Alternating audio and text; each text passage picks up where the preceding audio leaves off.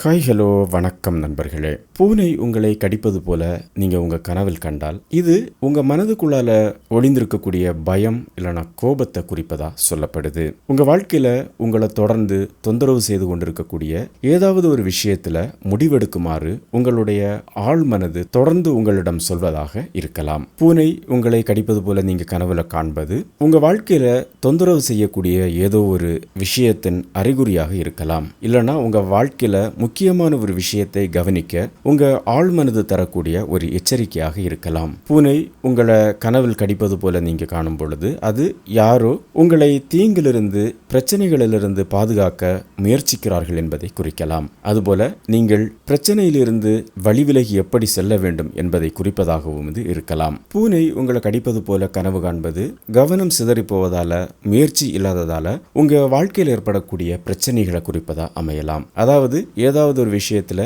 நீங்க கவனம் இல்லாமல் இருக்கும் பொழுது அது மிகப்பெரிய பிரச்சனைக்கு உள்ளாக்கக்கூடும். அதனால எந்த ஒரு விஷயமாக இருந்தாலும் மிகவும் கவனமாக இருக்க வேண்டும் என்பதை அது சொல்லுது. உங்களை ஒரு கருப்பு நிற பூனை கடிப்பது போல கனவில் கண்டால் உங்க வாழ்க்கையில நீங்க அடுத்த நிலைக்கு போவதற்கு பழைய சிந்தனைகள்ல இருந்து விடுபட வேண்டும் என்பதை இது குறிக்குது. எதிர்மறை பழக்க வழக்கத்திலிருந்து விடுபட்டு வெளியே வர வேண்டும் என்பதை குறிக்குது. புதிய விஷயங்களை ஏற்றுக்கொள்வது, புதிதா சிந்தித்து அதுல வெற்றி பெறுவதை குறிக்கோளாக இருக்க வேண்டும் என்பதையும் குறிக்குது. பூனை உங்களை கடித்தது போன்ற கனவுகள் நீங்க கவனிக்காமல் விடப்பட்ட உங்களுடைய செயல்களை குறிப்பதா அமைகிறது. அதாவது நீங்க ஏதாவது ஒரு விஷயத்தை செய்து முடிக்க வேண்டும் என முயற்சி செய்திருப்பீங்க, ஆனா பாதியில அதை விட்டிருப்பீங்க.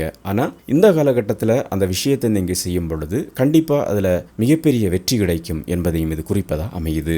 உங்களுக்கு தெரிந்த ஒருவரை பூனை கடிப்பது போல நீங்க கனவில் கண்டால், அதிலையும் உங்களுடைய துணையை பூனை கடிப்பது போல கனவில் கண்டால் அவர்களிடமிருந்து நீங்கள் தள்ளி போகிறீர்கள் என்பதை இது குறிக்கிறது. அவர்களுடைய உணர்வுகளுக்கு மதிப்பு கொடுக்காமல் இருக்கிறீர்கள் என்பதை இது குறிக்கிறது. துணையிடம் இருக்கக்கூடிய பாசம் மெல்ல மெல்ல உங்களிடம் குறைகிறது என்பதையும் இது குறிக்கிறது. அவர்கள் மீது அவநம்பிக்கை கொள்வதையும் இது குறிக்கிறது.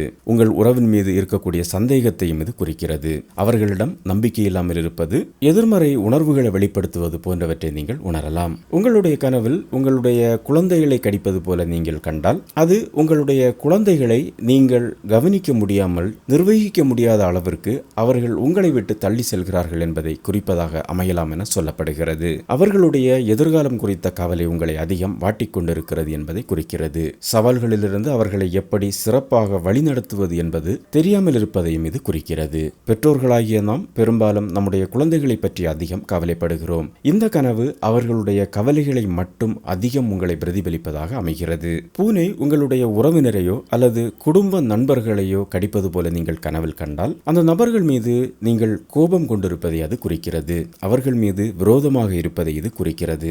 ஏதோ ஒரு விஷயத்தில் அவர்களுக்கும் உங்களுக்கும் மனக்கசப்பு ஏற்பட்டு கொண்டிருக்கிறது என்பதை இது குறிக்கிறது.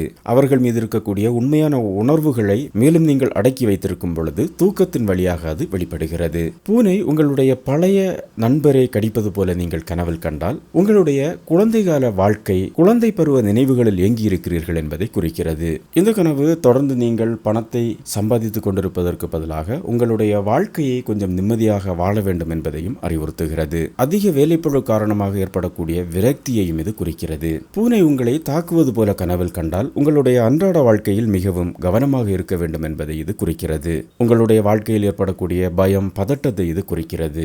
ஏதோ ஒரு விஷயத்தில் அதிக பயம் கொண்டிருக்கிறீர்கள் என்பதை குறிக்கிறது. அதிலிருந்து சீக்கிரமாக வெளியே வர வேண்டும் என்பதையும் குறிக்கிறது. தீர்க்கப்படாத பிரச்சனையாக இருந்தால் அதற்கு எப்படியாவது முடிவு காண வேண்டும் என்பதையும் குறிக்கிறது. இல்லை என்றால் பல்வேறு பிரச்சனைகளை அது ஏற்படுத்தும் என்பதையும் குறிக்கிறது.